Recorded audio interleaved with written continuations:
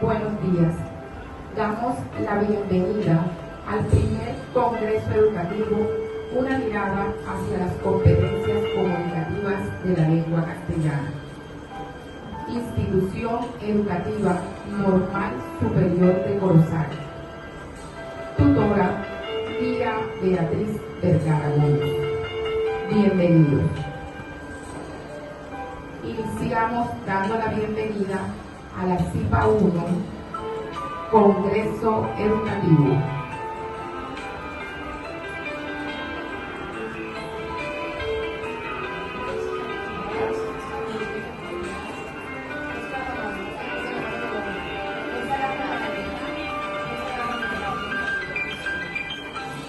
CIPA 2, Conferencia.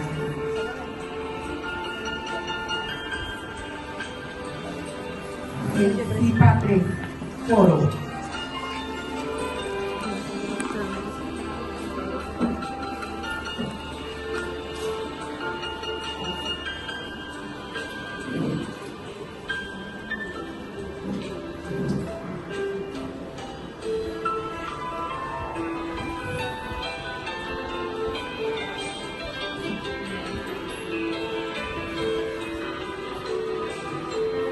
CIPA 4, Ponencia.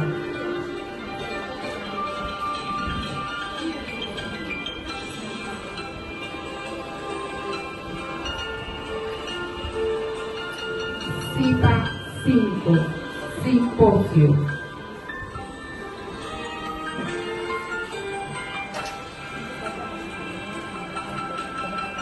CIPA 6, Seminario.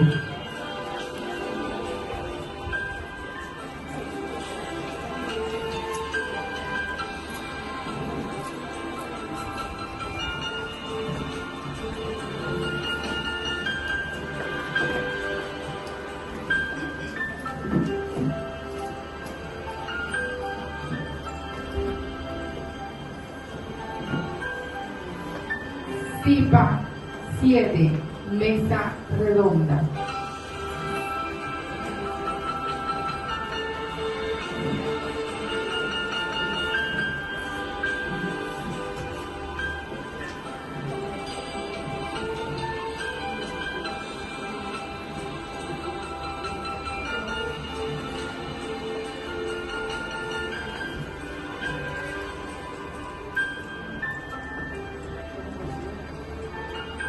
Finalizamos con la CIPA 8, Panel.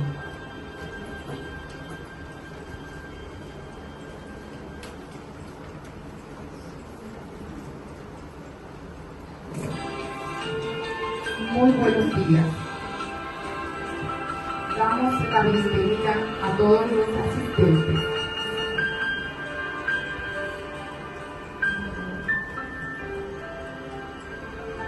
Segundo, entonaremos los himnos. Iniciamos con el himno de Colombia. Agradecemos por favor ponerse de pie.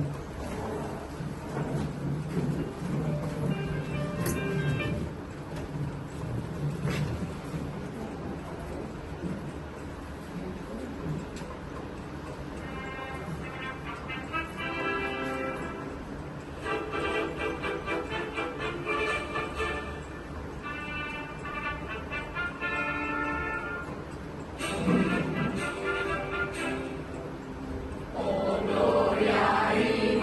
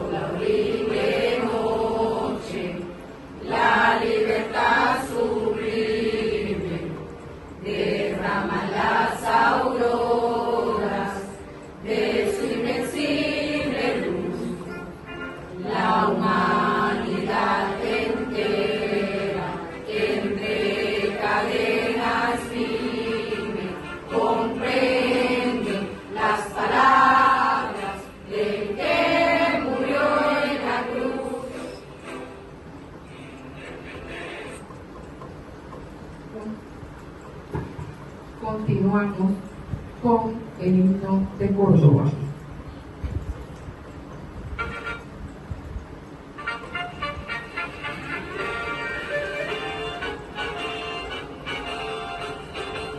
Bandera cordobesa, despliégate triunfal, las fuerzas de tus sueños te aclaman sin cesar, y la mujer sin igual, radiante señorial, te sigue tu escudo, labrado en libertad.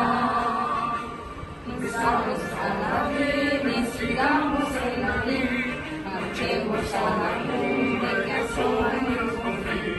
Los pueblos que no luchan no tienen porvenir, los pueblos que no luchan no tienen porvenir.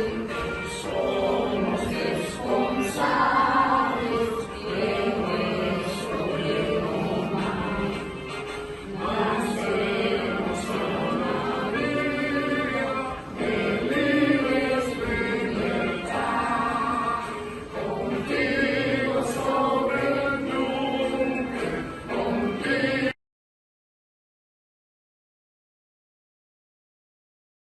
Neurológica de tipo cerebral, los cuales afectan el aprendizaje, la adquisición de un concepto, una información para luego ser llevada a la praxis. Quiere decir, en otras palabras, que los distintos trastornos de aprendizaje hacen que se genere una dificultad para entender, comprender, aprender una información que luego, debido a estos trastornos, no puede ser llevada a cabo. ¿Cuáles pueden ser las causas? Estas causas se dan de tipo neurológica o cerebral. Estos problemas se pueden presentar desde la formación desde la formación del cigoto. Cuando se está dando el proceso de formación del embrión, se pueden llevar a cabo estos problemas debido a traumas vividos por la madre durante el embarazo. Cuando se está fortaleciendo, se está desarrollando el cerebro de la criatura, del embrión, se pueden llegar a dar traumas por disfunciones por partidas de seres queridos de la madre, de algún familiar cercano, por situaciones de infidelidad de la pareja, por tristezas. Causan un trauma en el momento, una emoción muy fuerte, y de inmediato este trauma afecta de manera neurológica y cerebral a la criatura. De igual manera, estos traumas se pueden dar por situaciones difíciles del niño cuando ya ha nacido y se va desarrollando en las primeras etapas de su infancia. Quiero ahora, basado en unos estudios que he estado realizando y basado en la experiencia difícil que estoy viviendo como hijo, una experiencia difícil ya que mi padre se encuentra atravesando por un tercer caso de cáncer en su vida. El primer fue en el año de garganta, en el año 94, el segundo en el año 2022, cáncer de próstata, en el cual él se encuentra ahora mismo en tratamiento, y hace 3 semanas y media fue diagnosticado nuevamente con cáncer de garganta. Está todavía en proceso, en terapia, en tratamiento de su segundo cáncer, y nuevamente fue diagnosticado con un tercer cáncer. De igual manera, mi madre en el año 2019 fue diagnosticada con cáncer de mama. ¿Por qué traigo esto a colación? En el año de 1986, este paréntesis que quiero abrir, lo hago para soportar una hipótesis, la cual estaré plasmando en una columna de opinión en el diario El Meridiano de Córdoba. Esta hipótesis narra que en el año 1986 se presentó un estallido de una planta nuclear en la Unión Soviética Rusa, más específicamente en Ucrania, en la planta nuclear de Pripyat, llamada Chernobyl. Este desastre de tipo nuclear desencadenó miles y millones de radiaciones en todo el continente europeo. Luego, en el año de 1990, antes de 1990, hubo un desastre nuclear en México. En ese tiempo, mi padre se encontraba haciendo unos estudios de especialización y hubo también un desastre nuclear. Este desastre nuclear originó miles y millones de radiaciones en la población. Luego mi padre se traslada acá para continuar con su proceso de trabajo y estudio y él empezó a desarrollar este tipo de cáncer. Si nosotros empezamos y analizamos las cifras de incremento de cáncer desde esa época de la vida, desde 1986 hasta hoy día, los incrementos de cáncer son innumerables. Y ya que hablamos de ondas radioactivas, hoy día los niños están siendo diagnosticados con trastornos de aprendizaje, muchos de ellos debido a que nos encontramos siendo bombardeados por ondas radioactivas. ¿Y a qué se debe esto? A los diferentes dispositivos electrónicos que usamos. Luego entonces se puede decir, se puede inferir y concluir que posiblemente debido a esta hipótesis los trastornos de aprendizaje pueden ser consecuencias de las ondas radioactivas que emiten los diferentes dispositivos móviles. Ahora, hablando de trastornos del aprendizaje, tenemos diferentes. Entre ellos se encuentran la dispraxia, la dislexia, la discalculia y la disgrafía. Entonces, este tipo de diferentes trastornos de aprendizaje afectan de manera inmediata, de manera neurológica y cerebral, las diferentes tareas que un individuo, un niño y un adulto pueden llevar a ejecutar.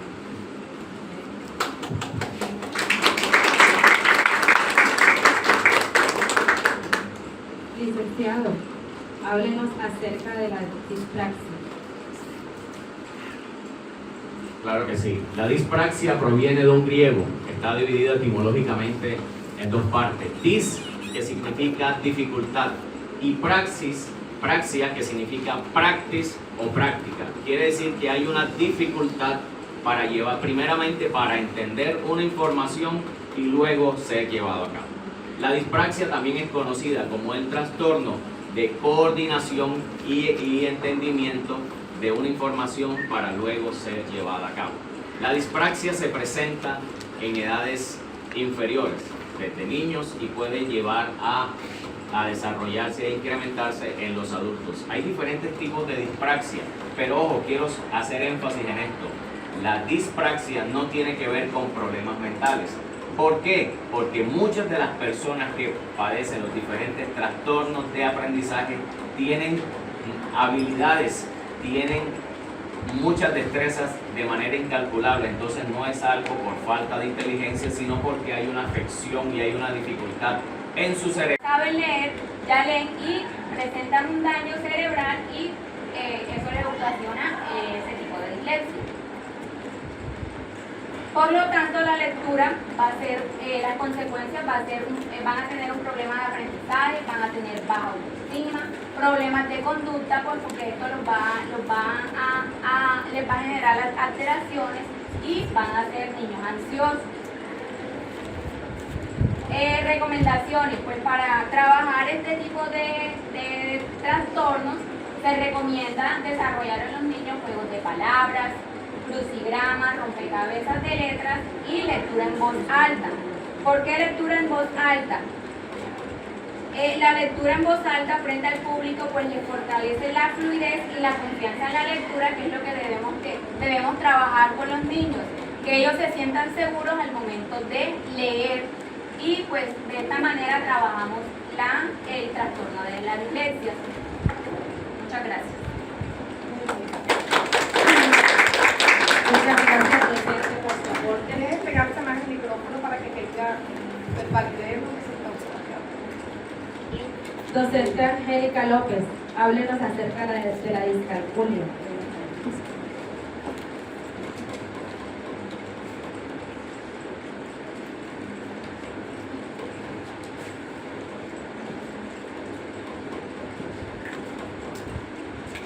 buenos días. Muy buenos días. Es un honor estar aquí.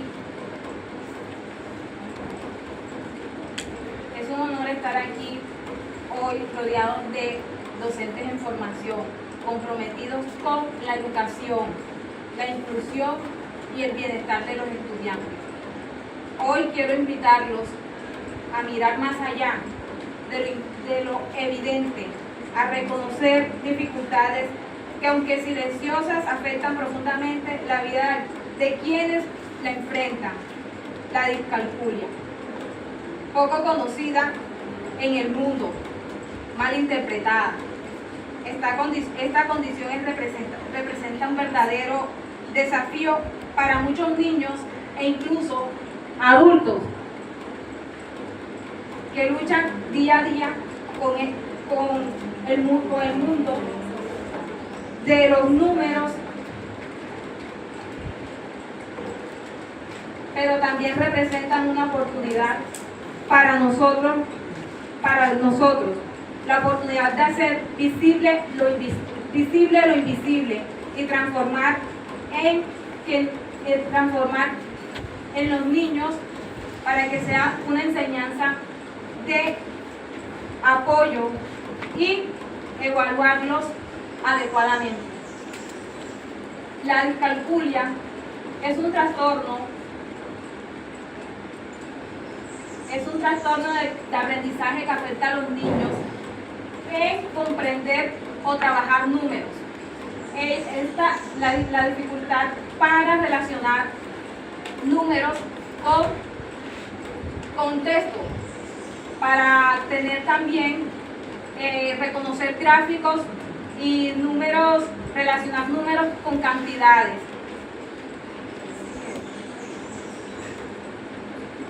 Los tipos de discalculia: discalculia verbal, dificultad para nombrar cantidades matemáticas, números, términos, símbolos y relaciones. Discalculia pranóstica, dificultad para enumerar, comparar, comprender y manipular objetos matemáticos. Discalculia léxica, dificultad para leer símbolos matemáticos. Discalculia gráfica, dificultad de escribir signos matemáticos. Discalculia diagnóstica, dificultad para comprender conceptos y relacionarlos matemáticamente. Discalculia operacional, dificultad para ejecutar operaciones y cálculos.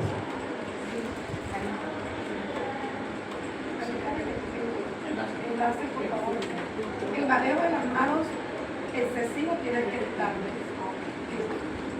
Consecuencias: pueden experimentar frustraciones, baja autoestima, desempeño con sus compañeros un poco alejarse de la sociedad. Esto puede generar conflictos familiares también. A nivel académico, el rendimiento en matemáticas suele ser significativo, bajo.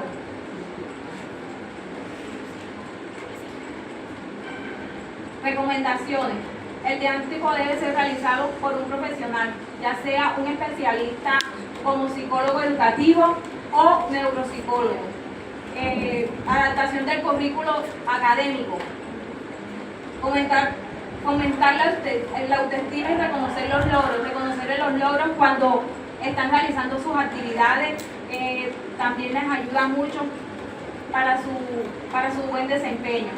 Desarrollar habilidades de memoria, de trabajo, atención y estrategias de resolución de problemas. Uso de calculadoras, también apoyarnos también en los usos de las tecnologías y juegos matemáticos. Usar muchos juegos matemáticos con niños con problemas de discalculia.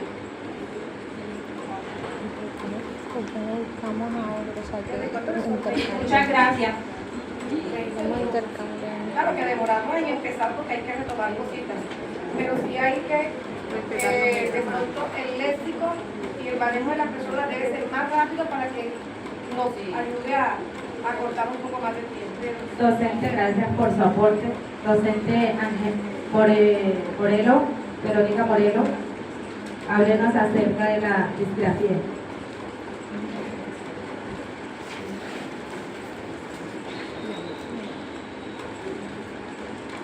Buenos días para todos los presentes. Es un gusto para mí estar hoy con ustedes y hablar de un tema que, aunque en muchas ocasiones parece desapercibido, afecta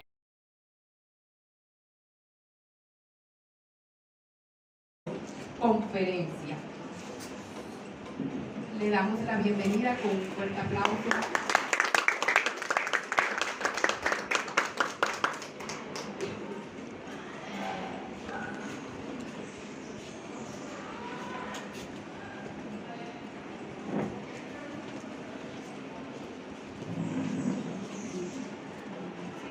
Bienvenidos a esta conferencia sobre el diseño del aprendizaje DUA.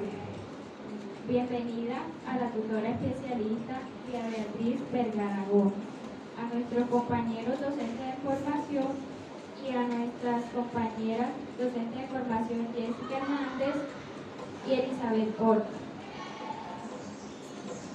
Sean ustedes bienvenidos a esta conferencia educativa, el cual será de gran beneficio en nuestro quehacer pedagógico. Damos apertura a nuestra conferencia que ha sido llamada Diseño Universal del Aprendizaje, un cambio hacia la inclusión. La conferencia abordará cómo el diseño del aprendizaje puede servir como un enfoque para promover una educación inclusiva, asegurando que cada estudiante tenga acceso a las oportunidades adecuadas. Es un llamado a celebrar la diversidad en las aulas y a implementar estrategias que beneficien a todos. A continuación, la representante Jessica Hernández va a hablar sobre el DUA.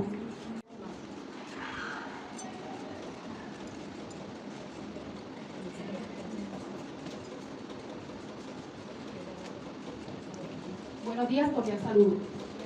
Diseño aprendizaje para el DUA. DUA.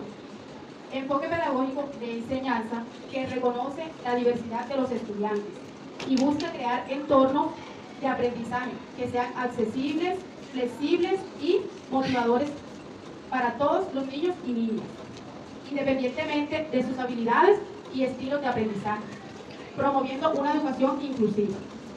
Surgió en el año 1990 en el campo de la arquitectura. Fue desarrollado por David Rose, neuropsicólogo y educador, y Anne Mayer, experta en la educación y diseño gráfico, investigadores de la Universidad de Harvard. Es un modelo pedagógico para que los estudiantes sean personas que aprendan a aprender y estén motivados a su aprendizaje. En relación con los docentes, brinda herramientas independientes de la materia o asignatura y grados, y se basa en 3 principios fundamentales. Primero, representación. El qué del aprendizaje se refiere a cómo le vamos a presentar la información a los estudiantes. Tenemos la motivación, porque el aprender requiere a un compromiso más de la cooperación, promoviendo el interés del estudiante y sus procesos de enseñanza. Y tenemos la acción y la expresión. Corresponde al cómo aprender. El protagonista es el estudiante. Nosotros, como docentes, debemos buscar diferentes alternativas para evaluar a los niños y a las niñas. Muchas gracias.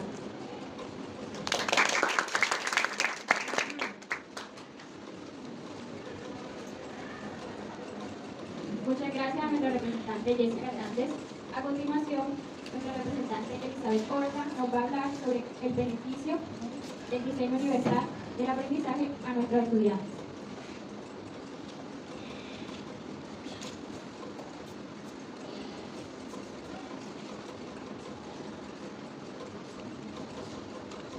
Gracias. Les voy a hablar de los beneficios que implementan el desarrollo universal para el aprendizaje DUA. Tenemos como primer beneficio la mayor participación y motivación. Aquí el estudiante se siente más involucrado y motivado y se ajusta a las necesidades y a los estilos de aprendizaje. Como segundo beneficio tenemos el mayor rendimiento mayor rendimiento académico. La adaptación de la enseñanza puede llevar a un mejor rendimiento académico para que todos los estudiantes, especialmente aquellos que tengan sus necesidades y una educación especial. Tercer beneficio, encontramos el entorno al aprendizaje inclusivo. Aquí el DUA crea un entorno que se caracteriza individual y puede acceder al conocimiento y la participación activa. Como tercero, tenemos la mayor flexibilidad y estabilidad. El DUA permite que los docentes sean más flexibles y que puedan permitirle a los estudiantes que aprendan de manera más personalizada y significativa. Dice que el DUA reconoce la diversidad de los estudiantes y busca que todos puedan acceder al conocimiento de manera afectiva. Bueno, muchas gracias.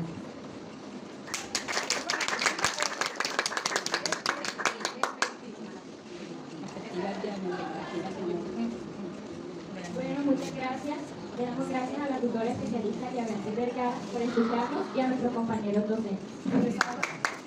Habla mi persona, Mariana Vergara, Redondo, docente en formación. Muchas gracias. Tercero, ronda de preguntas.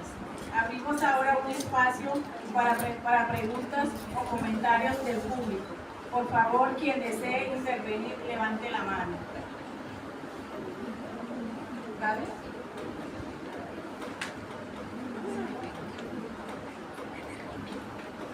Bueno, yo lo voy a hacer. El plan individual de ajuste razonable se ha convertido en la herramienta óptima que apunta a disminuir la brecha que hay a nivel individual entre un niño y otro, disminuirla. Anteriormente los niños con necesidades educativas especiales iban a centros de niños especiales. Eso eran prácticamente unas fundaciones con ánimo de lucro. Lo vamos a decir sin ánimo de lucro porque con ánimo de lucro es que había un personal preparado y capacitado para recibir a esos niños, pero se dieron cuenta de que en el tiempo en que ellos interactuaban entre uno y otro, algunos en vez de avanzar lo que hacían era retroceder y tomaban e imitaban acciones y actitudes de otros niños, y eso, la situación se convirtió en un caos. Padre de familia que llegaba que el niño no hacía sonidos de animales como hacen los autistas, entonces ese niño copiaba esa conducta que no era para él un avance sino un retroceso. Entonces el gobierno viene y empieza en alianza con el bienestar familiar y hace un convenio, abre los espacios y dice no, el niño con una condición especial no puede estar aislado. Antes, por el contrario, hay que enseñarle a que él socialice, a que él se defienda, a que él aprenda de los niños normales, y eso le va a servir a él para que baje un poco la condición que él tiene y vaya adaptándose a un mundo más o menos, entre comillas, normal para ellos. Fue un riesgo grande sacarlo de las manos de profesionales y entregarlos a nosotras que no tenemos nada que ver con la formación que ellos requieren de un terapista ocupacional, terapista de familia, de un psicólogo, de un psiquiatra, de un neuro. Entonces, ¿qué pasa? Nos enfocaron en la parte educativa formal, educación formal, y nos dijeron, bueno, tenemos que hacer este trabajo. Y nacen los PIA, y nace el DUA, como unas estrategias a nivel mundial para poder atender a la población con discapacidad o una condición especial educativa. Entonces, ¿qué pasa con eso? Que nos obligan, no es que nos toca, es que nos obligan por ley, y nace la ley, y nos dice, maestro de aula tiene y debe atender la población.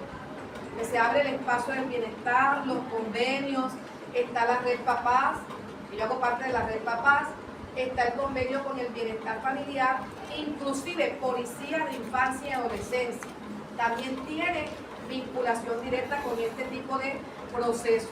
de adaptación de los niños con estas condiciones. ¿A qué nos están llamando? A prepararnos. Maestro en formación que no sepa manejar una dislexia, ya lo decía la compañera, si no tiene la escuela el material didáctico, el maestro le toca comprarlo.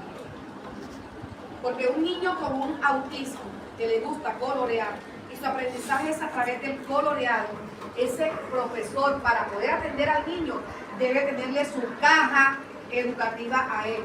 En esta semana llegaron los kits a la normal. ¿Qué les mandaron a los niños? Ya están clasificados, ya el gobierno mandó el kit de acuerdo a la condición. Para los autistas le mandaron una tablet con programas ya programados, ya ahí organizaditos. ¿Qué programas les sirven a ellos que no los saquen de su entorno? Porque el autismo él se eleva, él se va. Hay un enfoque diferente. Les llegó un kit escolar de colores. A los niños con autismo ya tienen su material. Anteriormente le tocaba al maestro rebuscarse. Si es en la zona rural, imagínense ustedes. Imagínense ustedes cómo hacemos con un autista en la zona rural. Les toca a ustedes adaptar a ese entorno al niño para que pueda recibir una verdadera formación. ¿Qué le están pidiendo ustedes? Fórmenlos. No le están pidiendo enseñen a sumar, restar, no, fórmenlo integralmente para que él se pueda defender en la vida con lo mucho o poco que él tenga. Por eso nacen estas estrategias. Entonces, esa es mi aporte. Gracias. Cuarto, cierre y agradecimiento. Muy bien.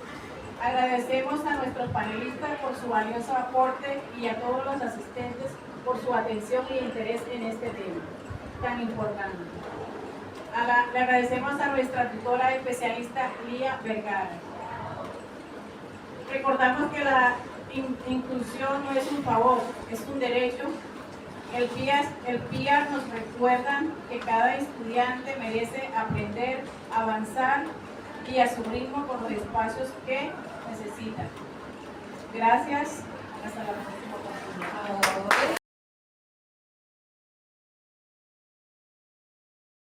Continuamos con el CIPA 3, foro, tema, los PIA, planes individuales de ajustes razonables. Bienvenidos, recibámoslos con un fuerte aplauso.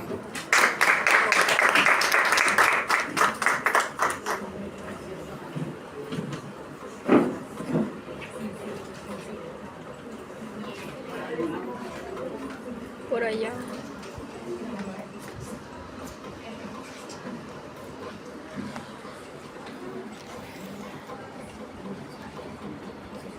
Bienvenida.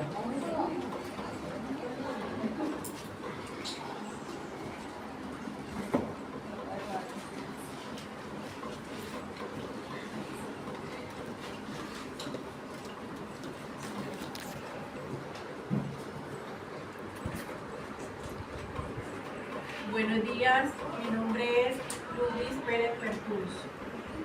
Les doy la bienvenida al primer foro estudiantil. Plan individual de ajustes razonables, PIA. Le agradecemos a nuestra tutora especialista Lía Vergara. Este espacio busca reflexionar y dialogar sobre la importancia de la inclusión educativa y el rol que cumple el PIA en garantizar una educación equitativa para todos. Orden del día. Presentación de los panelistas. Segundo, inicio del foro. 4. Cierre de agradecimiento. La presentación de los panelistas. Hoy nos acompañan 3 compañeras que compartirán sus ideas y conocimientos sobre este importante tema, que son Aura Sierra, docente en formación; Yulinei García, docente en formación; y por último, Yurika Narváez, docente en formación.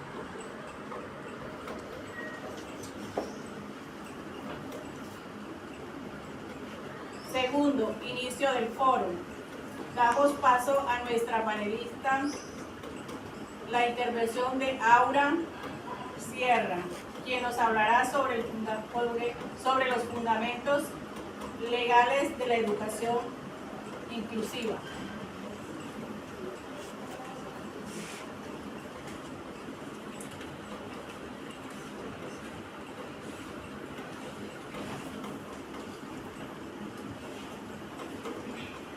Buenos días para todos.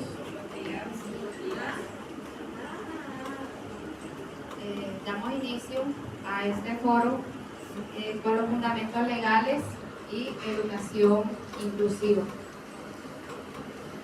La educación inclusiva es un derecho respaldado por el artículo 13 de la Constitución. Esto nos habla de la igualdad y la protección especial para personas con discapacidad. El artículo 44, 47 y 68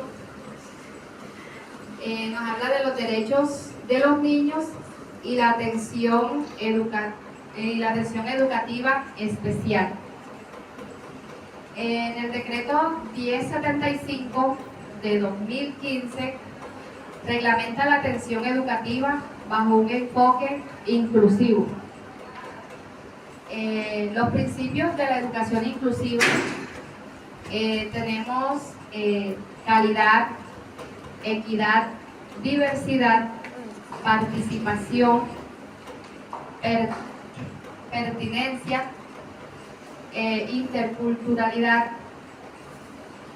Esto busca una educación donde todos los niños puedan aprender juntos sin discriminación ni exclusión. Muchas gracias. Gracias por su intervención.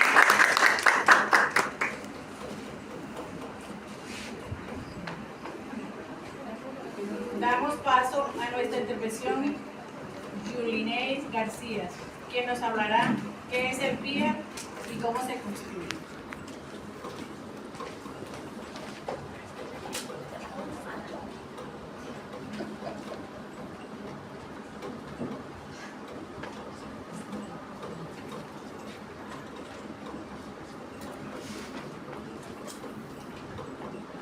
Bueno, muy buenos días. Es un gusto para mí estar en este lugar compartiendo con ustedes, todos docentes de formación. Muchas gracias por estar aquí. Bueno, les voy a hablar de qué es el PIA. El PIA es un plan individual que garantiza los derechos de los estudiantes con discapacidad. ¿Quién apoya esto? El decreto 1421 del 2017, que son los ajustes razonables, que son las modificaciones adecuadas que se deben hacer para un goce adecuado de los derechos de la educación de los estudiantes con discapacidad. ¿Qué contiene el PIA? Caracterización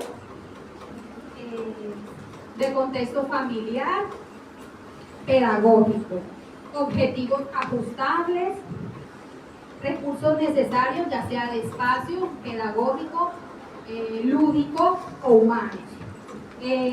Proyectos dentro del aula donde el estudiante participe, participación siempre dentro del aula. El PIA tiene vigencia aproximadamente de 1 año, pero debe hacerse un seguimiento acompañada de la docente, tutora, docente acompañante, familiares y del estudiante en lo posible, que todos ellos conocen sus necesidades para lograr un.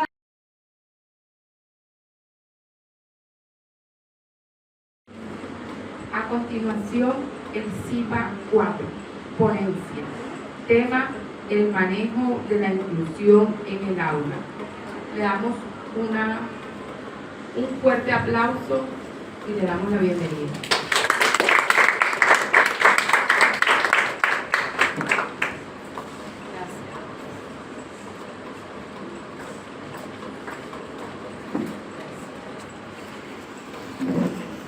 Buenos días a todos los presentes. Agradezco profundamente a ustedes por su valioso tiempo y disposición en el día de hoy en el primer Congreso Educativo, una mirada desde las competencias comunicativas de la lengua castellana, orientada por la tutora y especialista Lía Vergara Gómez. Mi nombre es Karina Zapa López, docente en formación de la Escuela Normal Superior de Corozal, y junto con mis compañeras Liliana Arroyo y Silvia Guzmán, les compartiremos esta ponencia titulada El manejo de la inclusión en el aula. Un tema muy fundamental para garantizar el derecho a la educación de todos los estudiantes. Vivimos en una realidad escolar cada vez más diversa. Estudiantes con diferentes capacidades, culturas, ritmos y necesidades. Esta diversidad exige que como docentes adaptemos nuestras metodologías para que todos y todas tengan las mismas oportunidades de aprender. Siguiente, por favor. La inclusión no es solo decir a todos, sino hacer que todos aprendan, participen y se sientan valorados. Siguiente. ¿Qué es la inclusión? Por inclusión entendemos aquella interacción en la sociedad sin importar nuestra condición física, cultural y social, con todo aquello que nos rodea en igual condiciones. Y nos permite tener un desarrollo muy fundamental de toda persona en cuanto a la salud, a la educación, nuestro trabajo y con la sociedad misma. En el tema abordado de hoy, la inclusión, se tuvo en cuenta los siguientes principios, como la equidad, la igualdad, la accesibilidad, la diversidad, que son las diferentes o la variedad de características que tenemos frente a los demás, el respeto a la diversidad, la eliminación de barreras como son las barreras actitudinales, físicas, comunicativas y las posibles o adaptaciones que tenemos en cuanto al currículo. La diversidad puede clasificarse en varios tipos, incluyendo la diversidad cultural, que debemos respetar las diferentes culturas de los estudiantes, la diversidad étnica, la diversidad lingüística, donde tenemos también que respetar la lengua de cada estudiante en el aula de clase, la diversidad de género, la diversidad sexual, entre otras. A continuación, la ponente Liliana Arroyo, vamos a darle la bienvenida a nuestro escenario.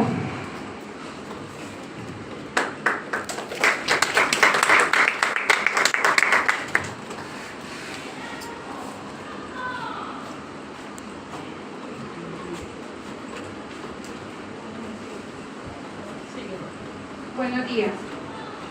Bueno, primero que todo, hablaremos sobre los protocolos para el manejo de la inclusión en el aula. Ahí encontramos el diagnóstico del grupo.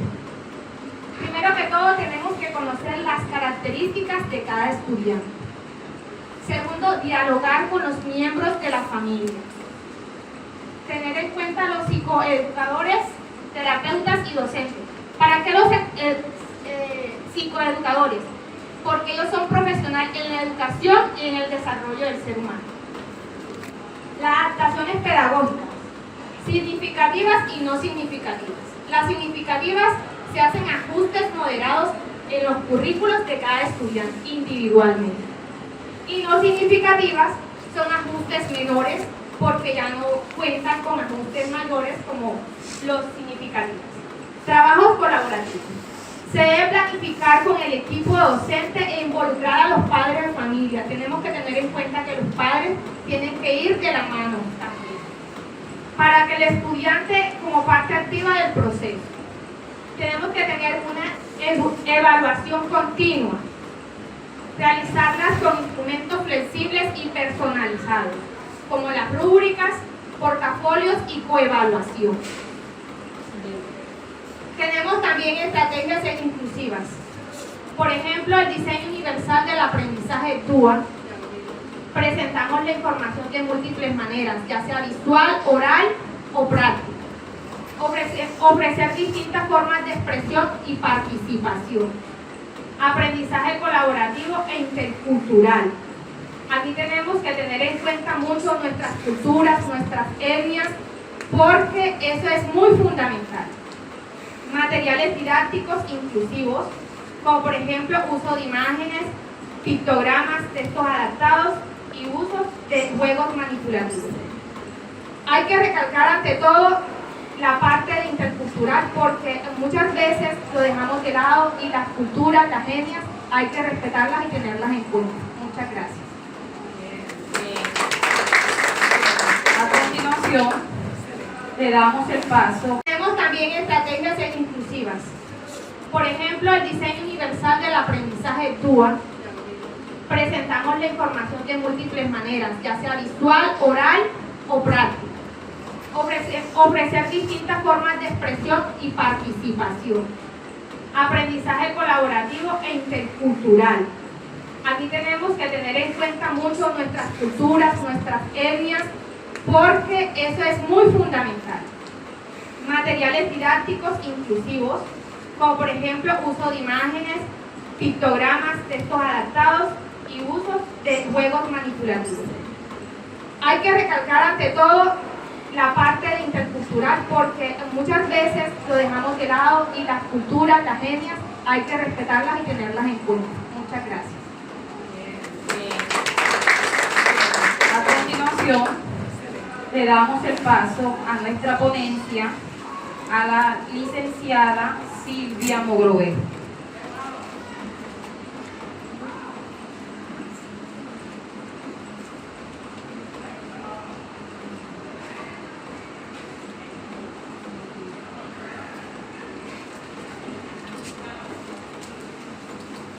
Buenos días, es un placer estar aquí compartiendo con ustedes.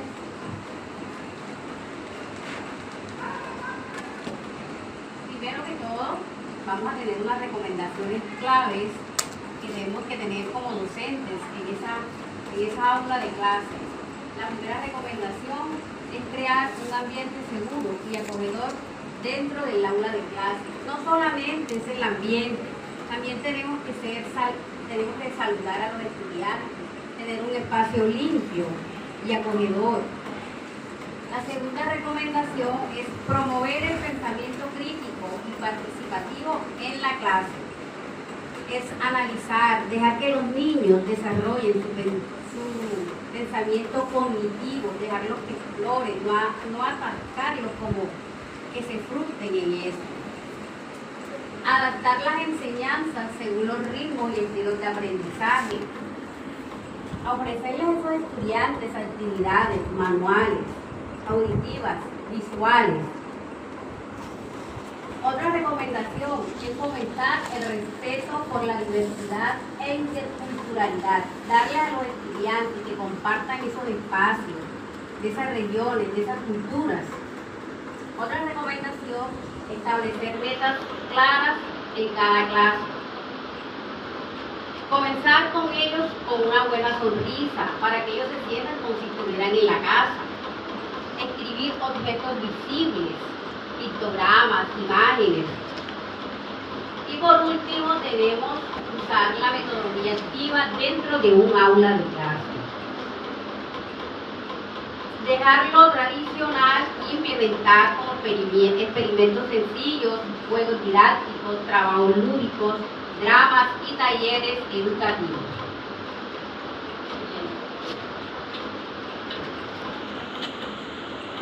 Con este mensaje le queremos dejar hoy en día que educar desde la inclusión es construir un mundo donde la diferencia se valora. Con este mensaje queremos dejar esto como un mensaje reflexivo de que los invito a reflexionar. ¿Qué cambios podemos hacer en el aula de clase para que sean justas y diversas ese construir de ese mundo? Bueno, espero que con nuestras ideas esto les haga aporte a sus proyectos educativos y les deseo de todo corazón éxitos a la tutora Lilia Vergara, por estar aquí compartiendo con nosotros, y que nunca dejemos de aprender juntos. Muchísimas gracias.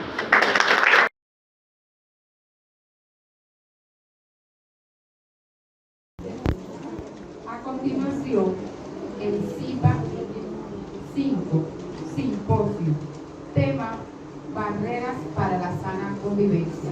Recibámoslos con un fuerte aplauso.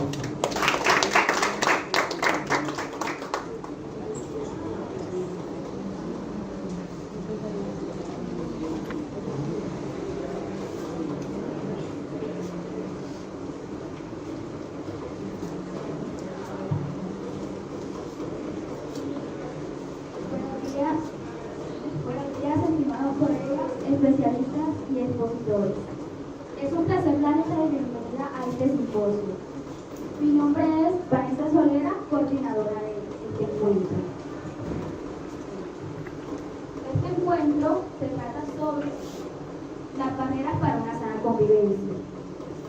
Tengo el gusto de presentarles a nuestras expositoras Lili León y Jeris Mestra, que nos hablarán de estas barreras. Expositora Lili León, tiene la palabra.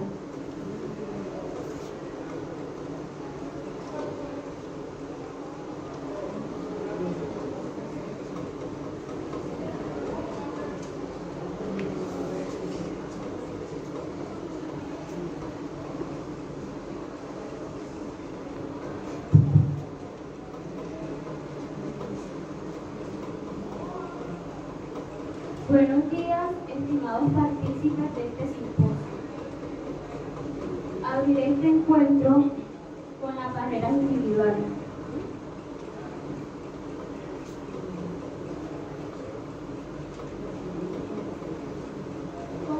Como primera barrera individual tenemos la falta de comunicación.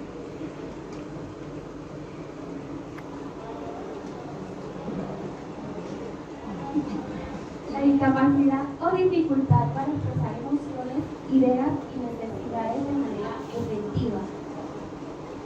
Muchas veces no sabemos expresarnos de una manera adecuada.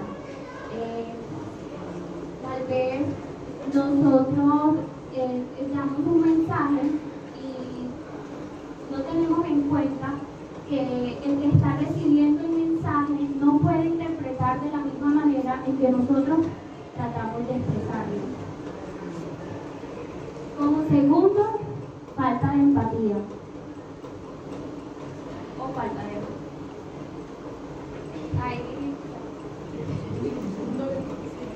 La dificultad para comprender y compartir los sentimientos de los demás. A veces necesitamos ponernos en los zapatos de las demás personas porque no sabemos los problemas por los que están presentando dichas personas. Entonces, a veces solemos actuar de manera indebida.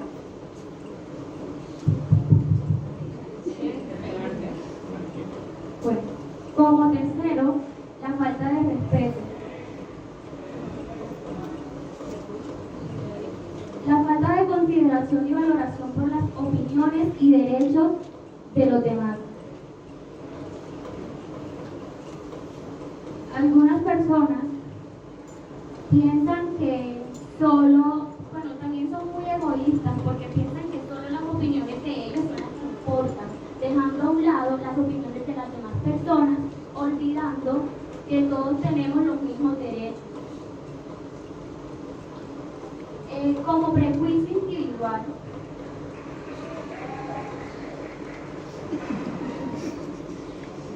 Ideas preconcebidas y negativas sobre un grupo o personas. Y ahí Los prejuicios individuales son basados desde nuestra experiencia. Muchos tienden a marginar a grupos como el racismo, LGBTI,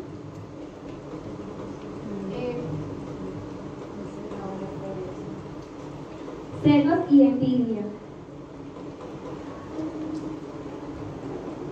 Sentimientos que pueden generar conflictos y tensiones en relaciones.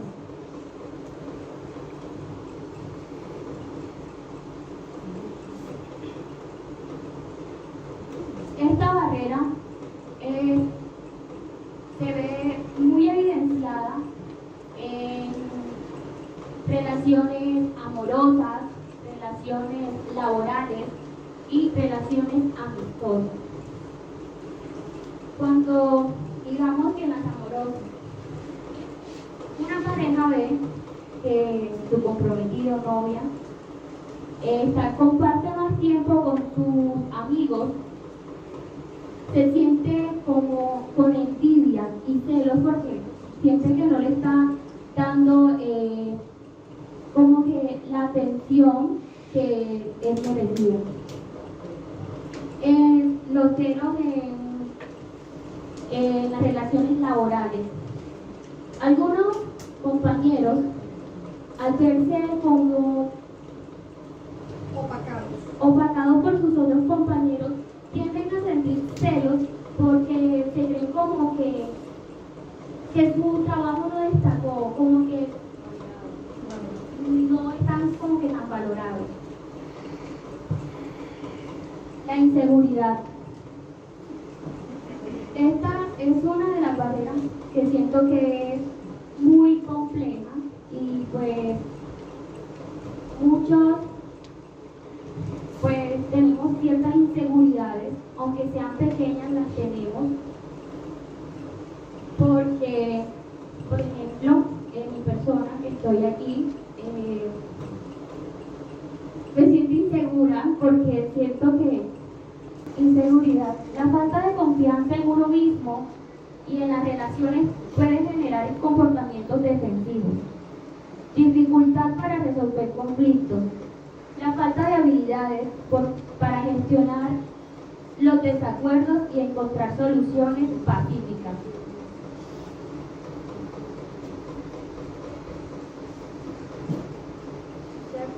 Muchas gracias, expositora Angie, por su aporte. Hacemos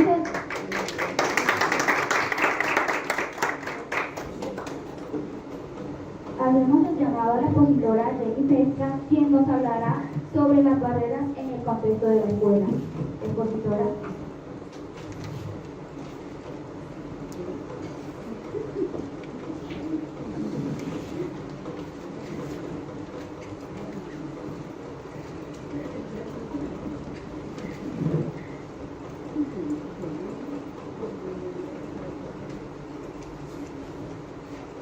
Buenos días. Hoy les voy a hablar sobre la barrera en el contexto escolar. Hoy les comparto barreras en el contexto de la escuela. Como pueden observar, hay varias barreras.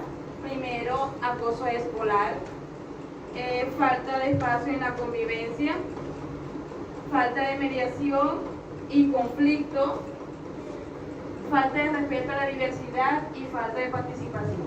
Falta de acoso escolar, violencia entre los estudiantes. Falta de espacio para la convivencia. Falta de lugares seguros y adecuados. Falta de mediación y resolución de conflictos.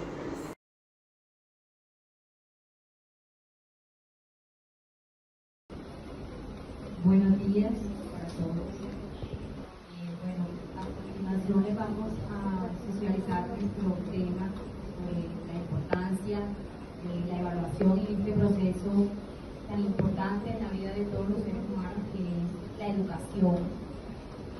La evaluación juega un papel fundamental en el proceso, y el propósito de este tema que les traemos el día de hoy es precisamente hablarles y ayudarles a comprender lo que trae la evaluación en este proceso,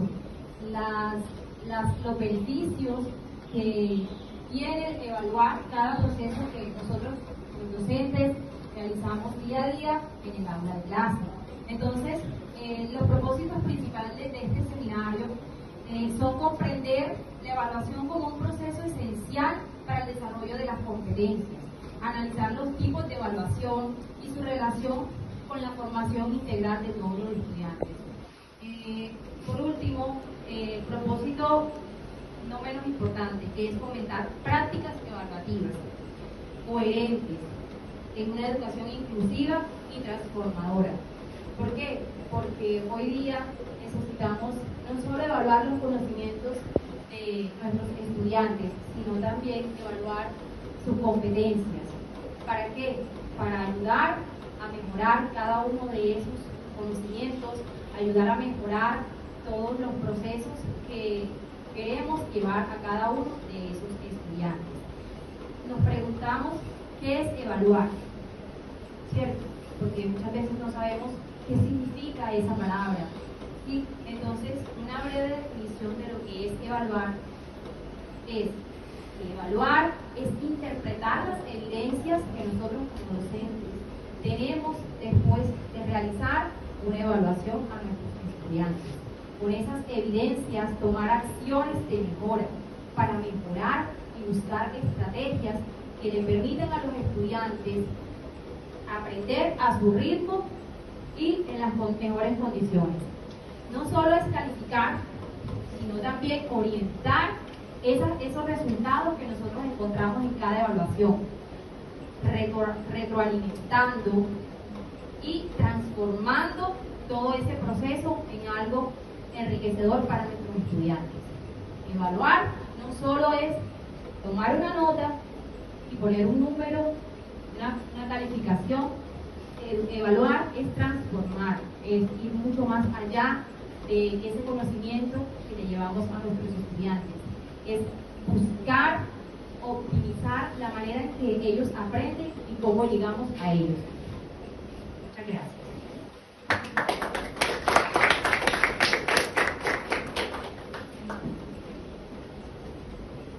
Continuamos con la intervención de nuestra docente en formación, María Rosa Cuava, con los tipos de evaluación.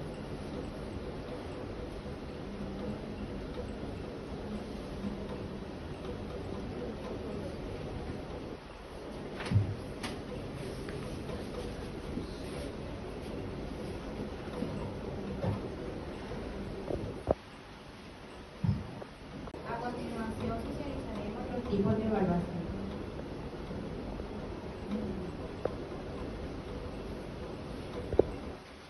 Como primer tipo de evaluación tenemos la evaluación diagnóstica. Esta da a conocer saberes previos y condiciones del estudiante. Se hace con pruebas iniciales, con entrevistas. También tenemos la evaluación formativa, que es acompañar y retroalimentar el proceso de aprendizaje, con rúbricas, portafolios, diarios. Está la evaluación sumativa, donde vamos a valorar los resultados finales. Se hace con pruebas, con presentaciones. También tenemos la autoevaluación, que es una reflexión personal que nos hacemos a sí mismos. Tenemos también la coevaluación, que la la hacemos entre pares, donde nos hacen los compañeros a nosotros. La heteroevaluación, que es por parte del docente, que es la observación directa que él nos hace a nosotros por listas de potencia. Muchas gracias.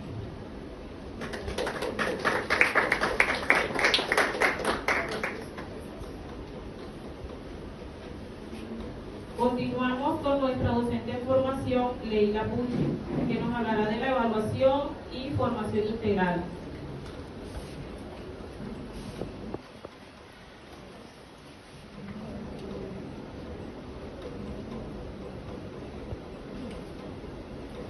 Buenos días a todos.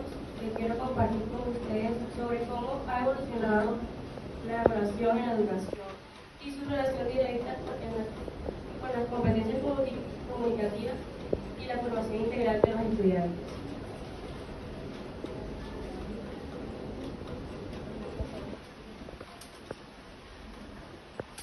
Es importante recordar que la escuela no solo está formando estudiantes, sino a personas. La evaluación debe mirar al estudiante en todas sus dimensiones. En lo cognitivo, que es ver lo que sabe y cómo lo aplica. En lo emocional, cómo maneja sus emociones. En lo social, cómo se relaciona y cómo coopera con los demás. Y en lo ético, sus valores, actitudes y comportamientos. Esto nos lleva a entender que evaluar no solo es colocar una nota, es acompañar al estudiante en su proceso de formación, ayudar a conocerlo, a mejorar y a crecer.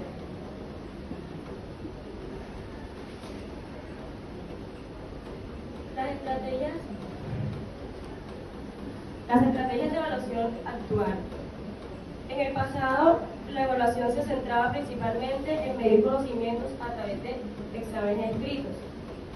Era una evaluación memorística, que no siempre reflejaba lo que el estudiante realmente había aprendido. Hoy la evaluación ha cambiado. Ahora se enfoca más en el proceso que en el resultado final.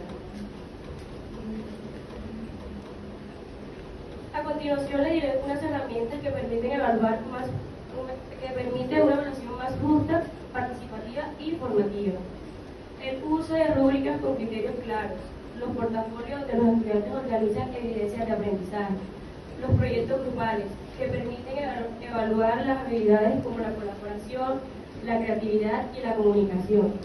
Y también el uso de las tecnologías, como videos, presentaciones digitales o plataformas educativas. Evaluación y competencias comunicativas.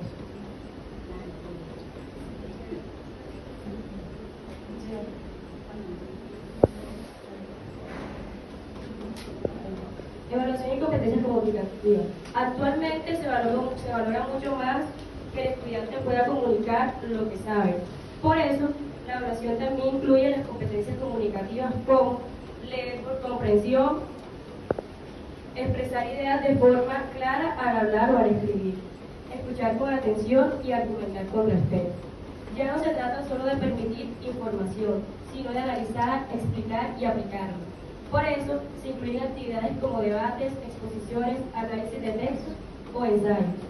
El lenguaje se convierte así en una herramienta fundamental para aprender, pensar y convivir. En conclusión, la evaluación hoy busca ser más humana, más comprensiva y más coherente con las necesidades actuales. Evaluar no solo los conocimientos, sino también las habilidades, las emociones, los valores y las formas de comunicarse. Muchas gracias.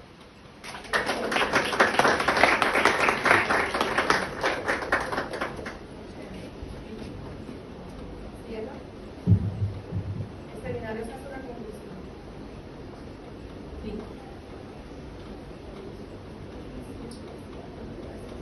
Bueno, en resumen, una evaluación bien diseñada y contextualizada no solo mide el conocimiento académico, sino que también impulsa el crecimiento personal, social y emocional de los estudiantes, siendo un elemento clave para lograr una formación verdaderamente integral. Muchas gracias.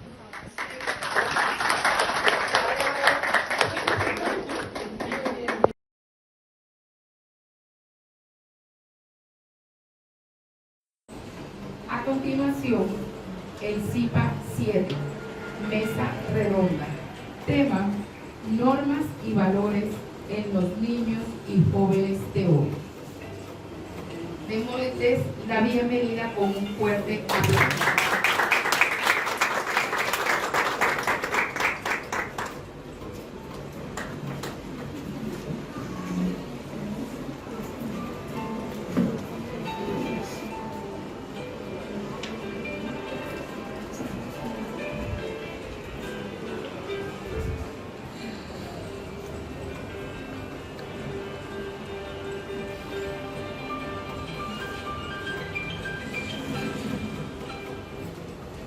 Buenos días. Primero que todo agradecerles a la asistencia todos, en especial a la especialista Mía Vergara Gómez, a nuestros participantes de la mesa redonda, Juliana Furnieles, madre de familia, Hilda Suárez, docente de lengua castellana, Carmen Nobles, psicóloga de la Universidad de Sinú, con 5 años de experiencia, y Luis Mercado, de la Escuela Normal Superior de Portal. Igualmente, mi persona, Roberto Pérez, moderador de la redonda. Comencemos con una pregunta sencilla pero profunda. ¿Qué valores se consideran fundamentalmente en la formación de los niños y jóvenes de hoy?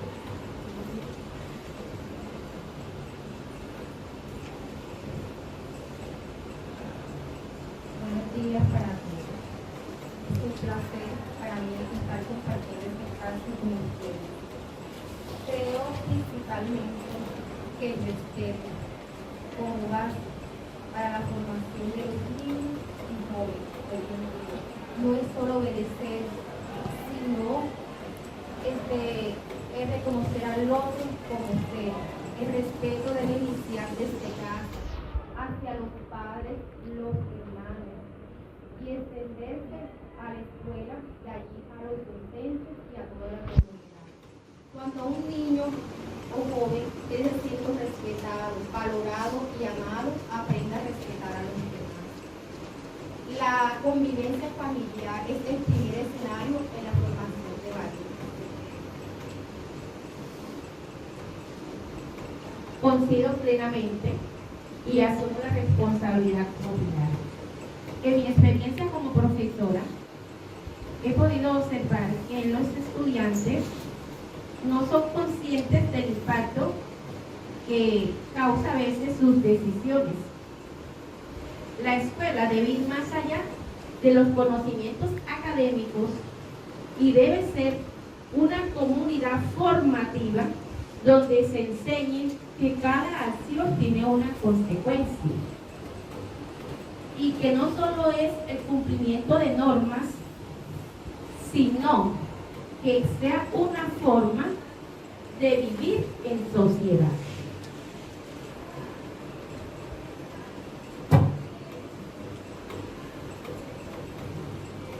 Muchas gracias, profe. Es importante que los niños y jóvenes tengan en cuenta y sean formados con valores. La importancia de respeto, la solidaridad va de la mano con la empatía que se está perdiendo mucho hoy día. Estamos en un mundo acelerado donde los jóvenes y los niños están viviendo en un medio donde piensan o perciben que están en una competitiva, están en competencia constante. Y esto hace que ellos se olviden de ponerse en el lugar de los otros, de que tengan esa empatía con los niños, con los otros jóvenes, con las personas.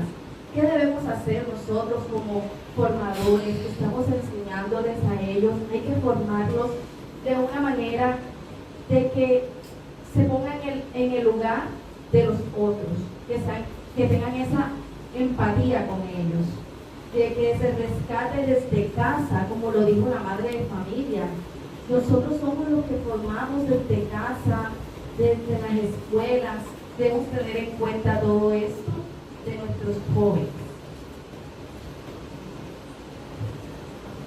A veces nos sentimos que nos exigen mucho, pero no siempre nos escuchan.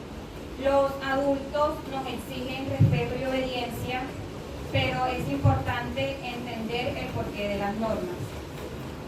Una vez entendamos, es más fácil asumirlo.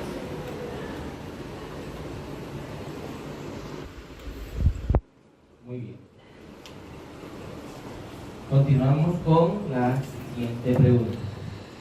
¿Están los valores en crisis o simplemente han cambiado los tiempos? Pues no están en crisis, pues parece que se estuvieran perdiendo, pero no. Lo que pasa es que se está está surgiendo un cambio cultural en nuestros jóvenes, en nuestros niños. Se está experimentando una libertad, hay unos propósitos, tienen una cultura, diversidad y también están cambiando en el sentido de que las redes sociales han influido mucho en esto, porque muchas veces las redes sociales chocan con los valores tradicionales. Entonces, ¿qué pasa? Que hay que formar a los estudiantes y a los jóvenes, enseñarles el amor, el respeto, la empatía que deben de tener entre ellos. Todo esto desde casa.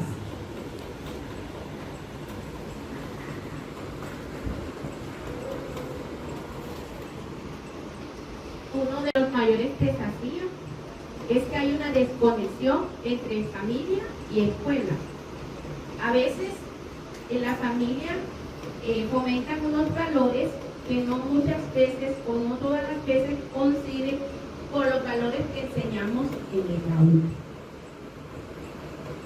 Los niños, los jóvenes y los niños siempre deben tener mensajes coherentes y claros, que no salgan confundidos, como lo dijo la psicóloga, porque estamos viendo una era de tecnología y ellos están aprendiendo otros comportamientos. Entonces debemos ser coherentes con lo que le decimos a los niños y a los jóvenes. Y aparte de eso, cada contexto, a veces en la familia o en la escuela o en cualquier otro lugar, hay señales diferentes que muchas veces lo que hacemos es confundir al joven o en muchas ocasiones desmotivarlo.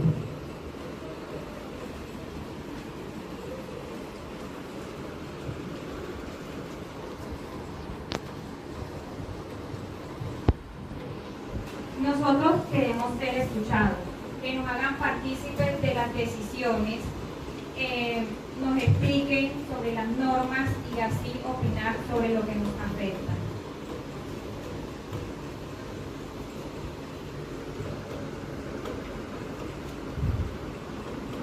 Coincido que estamos en un cambio, pero no todo cambio debe ser negativo. Como madre, creo que los niños y jóvenes de hoy tienen más acceso a la información, tienen más autonomía. Por eso debemos exigirnos más como padres y formar con ejemplo.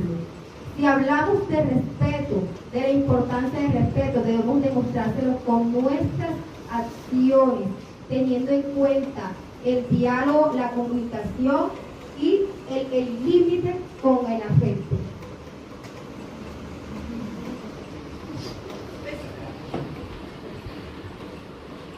Muy bien.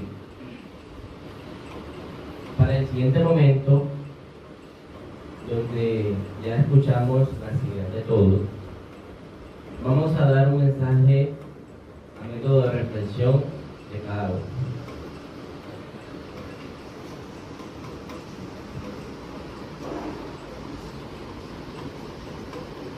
Educar con amor y con firmeza es el camino.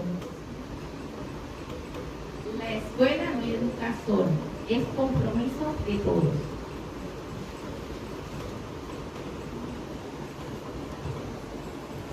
Formar con valores es formar con valores es humanizar. Queremos ser parte que nos enseñen con el ejemplo.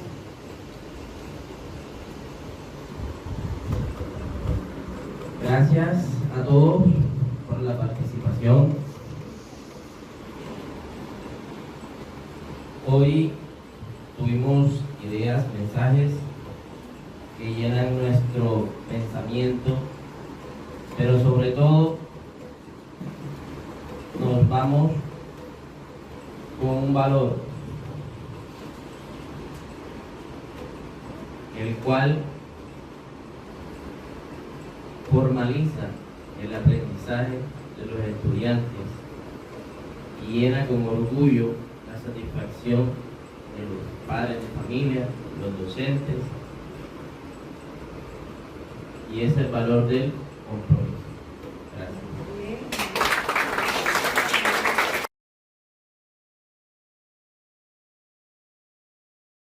no tiene que medirse por sus ideas políticas. Personalmente creo que todos los que están a salvo, tal vez Ruiz Zafón, son aceptables escritores. No todos son Darío Lorca, Cervantes, Galdós, Rulfo o Cortázar, pero tampoco hay por qué descartar a Grandes o Reverte.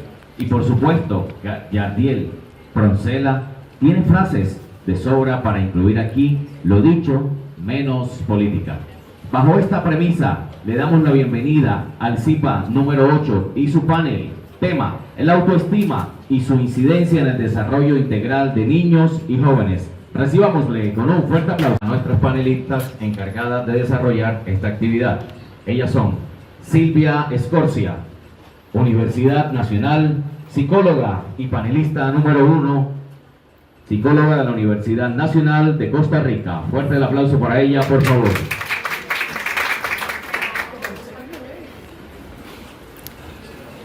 Panelista número 2, docente Nubia Prada Buitrago, Universidad Pedagógica y Tecnológica de Colombia, Boyacá, Colombia.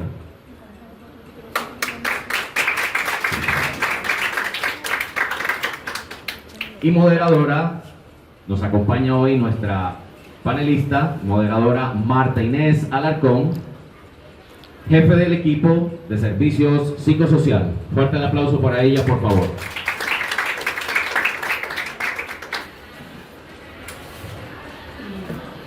Le damos la bienvenida al panel titulado Autoestima, clave para el desarrollo emocional de la NNA y jóvenes.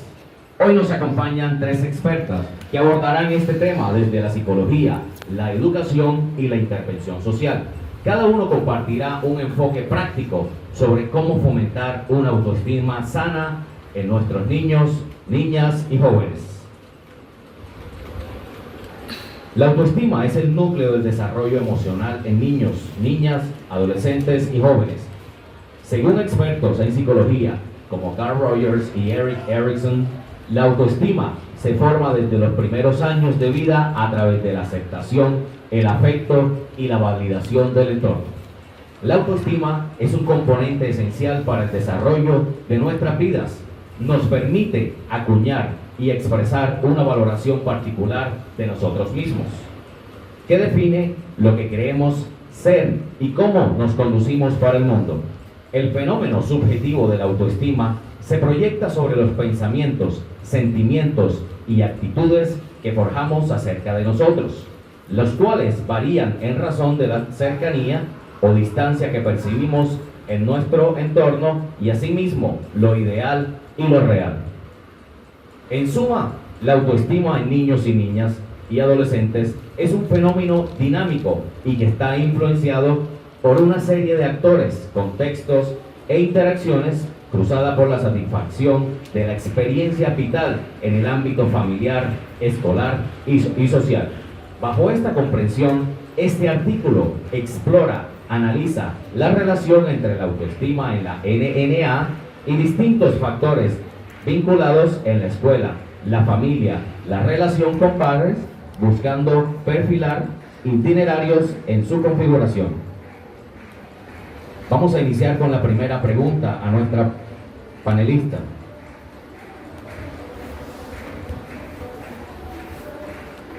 ¿Cuál es la relación entre la autoestima y el rendimiento escolar? ¿Cómo es la retroalimentación que influye en el autoconcepto?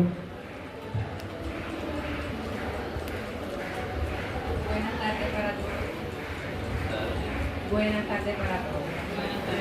La autoestima de las personas adolescentes es un asunto de gran importancia, primero para sí mismo, segundo para el proceso educativo y finalmente para la educación social. Bueno, aquí los profesores deben de estar bien informados sobre esta temática. ¿Por qué?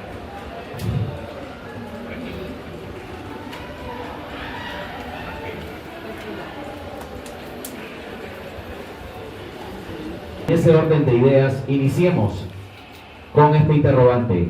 ¿Qué es la autoestima? ¿Cuál es su definición? ¿Y cuáles son los factores que incluyen la familia, la validación emocional y el apego? Responde esta pregunta nuestra panelista. ella.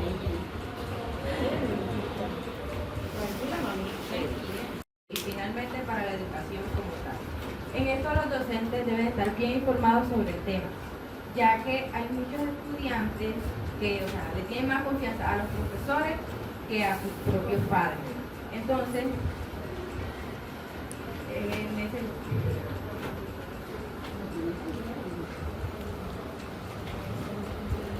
ellos deben de acudir a cualquier llamado que los estudiantes hagan, ya que esa es una etapa donde empiezan los cambios hormonales, que a las niñas les empiezan a crecer los senos, empiezan los vellos, las póntimas, se empiezan a crecer. Y hay niñas que no se sienten conformes con los son. O sea, lo que tenemos que hacer es apoyarlos, ayudarlos para que se acepten tal y como son. Porque unas dicen, no, es que yo quería más, o sea, no se siente conforme con sí mismo como son. Lo mismo pasa con los niños, que no me creció tanto, que quería que me creciera más, que pues, entonces,